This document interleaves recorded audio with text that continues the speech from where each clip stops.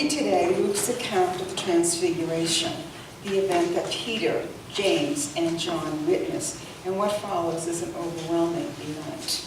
The reading this morning is from Luke chapter 9, verses 28 to 43. About 8 days after saying this, he climbed the mountain to pray, taking Peter, John, and James along. While he was in prayer, the appearance of his face changed, and his clothes became blinding white. At once, 2 men were there talking with him. They turned out to be Moses and Elijah. And what a glorious appearance they made. They talked over his exodus, the one Jesus was about to complete in Jerusalem. Meanwhile, Peter and those with him were slumped over in sleep. And when they came to, rubbing their eyes, they saw Jesus in his glory, and the 2 men standing with him. I just lost my place. When Moses and Elijah had left, Peter said to Jesus, "Master, this is a great moment. Let us build 3 memorials, one for you, one for Moses, and one for Elijah." He blurted this out without thinking. While he was babbling on like this, a light, radiant cloud enveloped them. As they found themselves buried in the cloud, they became deeply aware of God. Then there was a voice out of the cloud. "This is my son, the chosen. Listen to him." When the sound of the voices died away, they saw Jesus there alone. They were speechless, and they continued speechless, said not one thing to anyone during those days of what they had seen. When they came down off the mountain, the next day, a big crowd was there to meet them. A man called from the crowd, "Please, please, teacher, take a look at my son. He's my only child. Often spirit seizes him. Suddenly he's screaming, thrown into convulsions, his mouth foaming, and then he is beaten black and blue before it leaves. I asked your disciples to deliver him, but they couldn't." Jesus said, "What a generation. No sense of God. No focus in your lives. How many times do I have to go over these things? How much longer do I have to put up with this? Bring your son here." And while he was coming, the demon slammed him to the ground and threw him into convulsions. And Jesus stepped in, ordered the vile serpent gone, healed the boy, and gave him back to his father. They all shook their heads in wonder, astonished at God's greatness, God's majestic greatness. Word of God for all people. Thanks be to God. You know, it's nice to have high points in your life. They really help out. Bring joy to us, energize us, make us feel better. You know, things like weddings. Yeah, that's always fun. Unless you're dealing with the bride's mother. I only say that in passing because weddings I always enjoyed when I performed the ceremony, but sometimes the bride's mother, oh my word, could be interesting. But those things are fun, aren't they? To celebrate a birth, oh wow, that's a miracle when you deal with birth. Anniversaries, yeah. Yay! I hope those of you who are married celebrate them. That is something good. Do I have an amen for anniversaries being good? Amen. Well, thank you. I was really beginning to wonder there. And the Transfiguration that was so well read for us, the scripture today, was one of those high points. Really something amazing. Now, I have to confess, I'm not sure what really happened. I can imagine, I can sort of visualize, but it's not an everyday occurrence, the Transfiguration. Jesus, Moses and Elijah show up. and Moses and Elijah are there because they were never buried. Did we know? It was a high point, an exciting time, and what do we find out about the disciples? Peter, James, and John. They were sleeping. Does that sound familiar to you at all? Because if you remember the night before Jesus' trial and crucifixion, in the garden, the disciples were there sleeping again. They had something about falling asleep. Maybe they were just plain tired out. And they wake up in confusion. What's going on here? But Peter, who is always the one who is willing to jump into anything, you know that kind of person?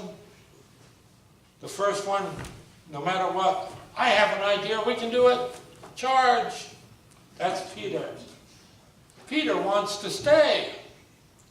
Let's build some memorials, a tent, a tabernacle, something, so we can stay here at the high point, at the high moment. Let's just stay here. It's such a good time. You know, I don't blame Peter. Most of us like to stay in our comfort zone. You know what that term means. Where we're comfortable, where we fit in, and where we do things. I think it's true for all of us. You know, if you want me to do something weird in worship leadership, that's outside my comfort zone usually. Not always, but usually. It's outside my comfort zone. I'm not sure I want to go there. But in every high point, there's an ending. The wedding ends, and the party's over. My brother Bob, who as well as being a pastor is a psychotherapist, talks about the people he has counseled with whose daughter got married and cost many thousands of dollars the wedding, and in 6 months, the party's over. Ouch. Not good. But the party does end. When I think of that, the party's over. Do any of you remember Dandy Don Meredith on Monday Night Football? At a certain point in the game when it was obvious which way it was going, the party's over. Which is a great song, by the way. But the party ends no matter what. We come back to reality, come back to the grind. Jesus comes off the mountain, and it looks like the first thing that happens is this man runs up to him and says, "What's wrong with your disciples?" This is a free translation of the text, you understand that? "What's wrong with your disciples? I brought my child to them. He has all these problems." If you listen to the text this morning, it sounds like epileptic seizures the child was suffering from. I brought him to the disciples and they didn't do anything. Nada. Oh boy. The transfiguration, yay! What's wrong with your disciples? Reality. And it hurts.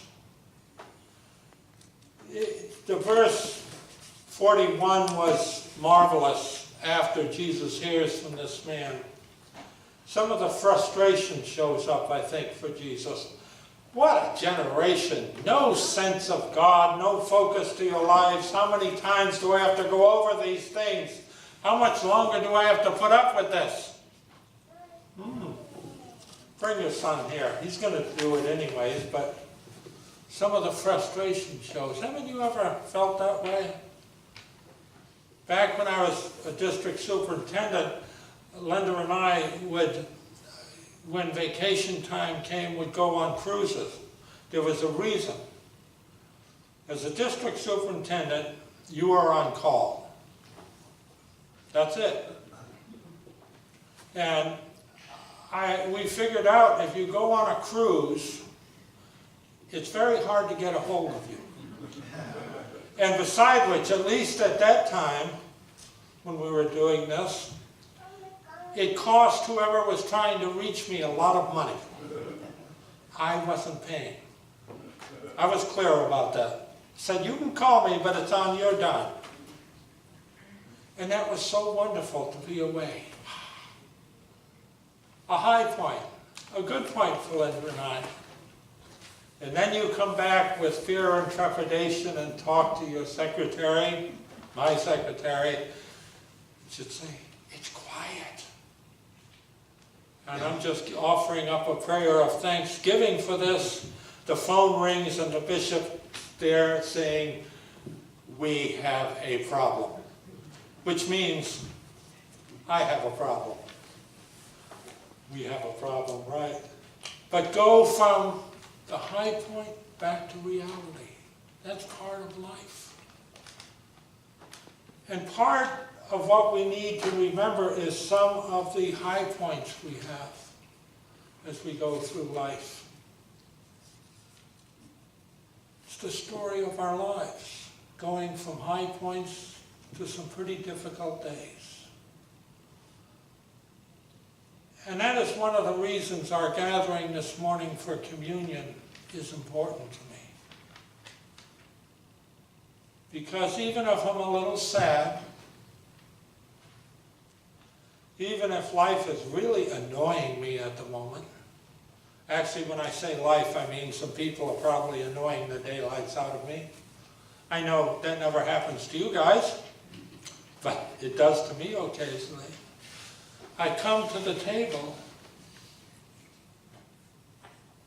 and the word is, you are my child. You are my child whom I love and care for.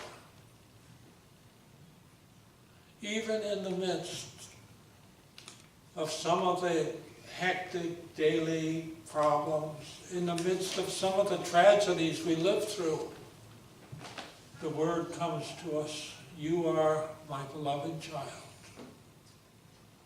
I love you. And I'm here for you. Once a long time ago, I'm very good at reading or hearing things and then forgetting who said them or who wrote them. And I can't remember where this came from. Someone talked about the elevator music of life. You know what elevator music is. You get on and there it is, whether you want it or not. Or if you're holding on the phone. Usually they somehow know which music you don't like. And it's playing, right? But this person talked about the elevator music of life. The elevator music that's back here somewhere. When someone you love is ill, that's probably your elevator music. If you have a great sense of loss, that's probably the elevator music of your life. But as well as that, there's other tunes. And one of them is from God. The elevator music, if you will, of communion. You are mine. This is how great my love for each and every one of you is. So remember that bit of elevator music. Even when some of the other tunes keep playing, that God's love is not for a moment, it's for always. Amen.